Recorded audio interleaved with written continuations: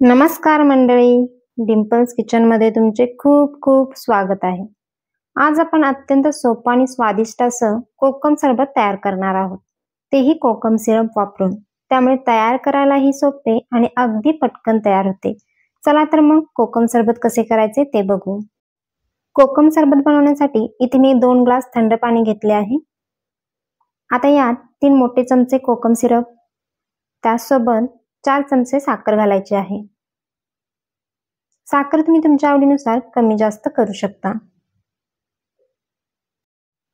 त्यानंतर चवीनुसार साधं मीठ, पाव चमचा काळं मीठ आणि 1 चमचा लिंबाचा रस घालून सगळे व्यवस्थित साखर विरघळेपर्यंत मिक्स करून घ्यायचे आहे।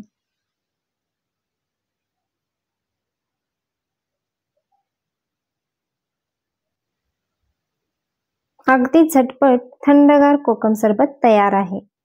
ही रेसिपी ट्राय करा आणि आपल्या उन्हाळ्याला एक गोड थंड स्पर्श द्या।